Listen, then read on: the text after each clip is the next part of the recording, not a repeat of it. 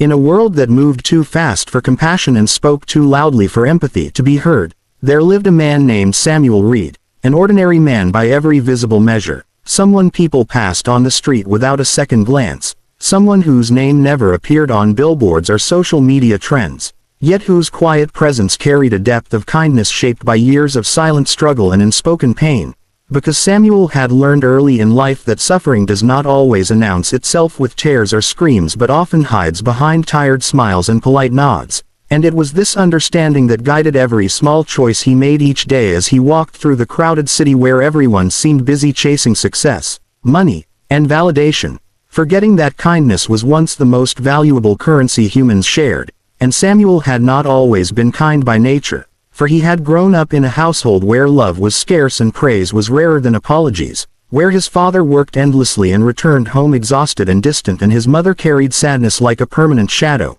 And as a child Samuel learned how loneliness felt even when surrounded by people, how hunger could exist not just in the stomach but in the heart, and when his parents passed away within a few years of each other, leaving him alone at a young age, he discovered that grief reshapes a person quietly, carving lessons into the soul without asking permission, and one of those lessons was this simple truth: that a small act of kindness at the right moment could mean the difference between giving up and going on. Because during his darkest days, when he was struggling to survive in a tiny apartment, working long hours for little pay, it was not money that saved him but a stranger who once paid for his meal when Samuel stood at a counter counting coins with shaking hands, pretending not to notice the line forming behind him. And that moment stayed with him not because of the food but because someone had seen him without judgment, and from that day forward Samuel made a quiet promise to himself that if he ever had the chance, he would become that stranger for someone else. And so he began with small things, holding doors longer than necessary,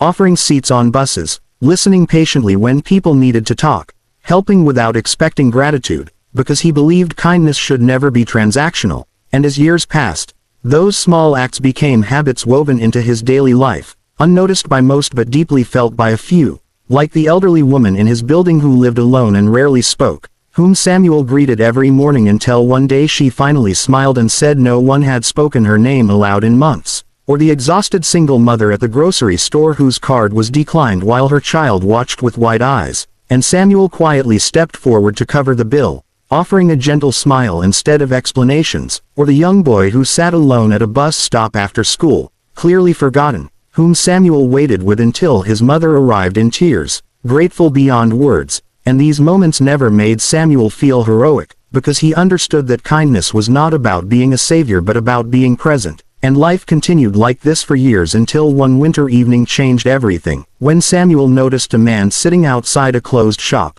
wrapped in thin clothes, staring blankly at the ground as snow fell around him, and something in that stillness felt familiar, too familiar, as if Samuel were looking at a reflection of himself from another lifetime. And instead of walking past as others did, Samuel stopped, asked the man his name, which was Daniel, and offered him a warm drink and conversation, not advice, not pity, just respect. And Daniel spoke slowly at first, sharing fragments of a life that had once been full, a family lost, a job gone, mistakes made, bridges burned, until homelessness had become his reality. And Samuel listened without interrupting, because he knew how rare it was to be heard without being judged. And when they parted that night, Samuel did not promise miracles, only that he would return. And he did, day after day, sometimes with food, sometimes with blankets, sometimes just to sit and talk. And over time Daniel's eyes changed, the emptiness replaced with a cautious hope. And Samuel helped him find shelter, assisted him in getting identification, encouraged him without pressure, reminding him that falling did not define him and that rebuilding took time. And months later Daniel found a small job, then a room, then dignity. And on the day Daniel stood on his own feet again, he hugged Samuel with tears streaming down his face and said something that Samuel would never forget, that he had been ready to disappear from the world,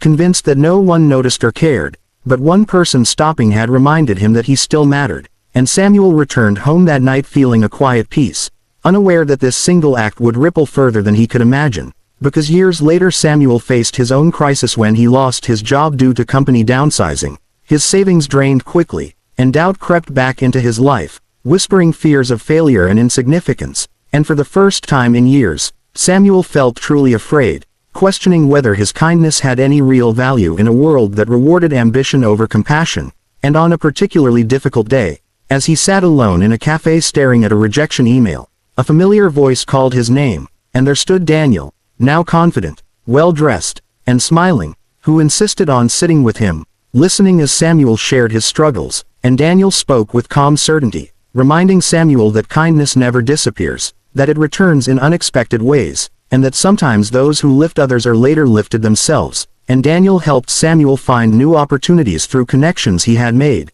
proving that kindness is not weakness but strength multiplied. And Samuel realized then that the true power of kindness is not found in grand gestures or recognition but in its ability to quietly transform lives, including our own, because kindness builds invisible bridges between people, creating a network of hope that holds us together when everything else falls apart. And as Samuel moved forward, he continued to live by his promise, never knowing whose life he might touch next, understanding that kindness does not require wealth, status, or perfection, only intention. And the story of Samuel Reed was never written in books or celebrated in headlines, but it lived on in the lives he changed, in the people who chose to keep going because someone cared. And that is how kindness truly works, silently, patiently, endlessly, reminding us that no matter how broken the world feels, every act of kindness, no matter how small, carries the power to change a life, including your own.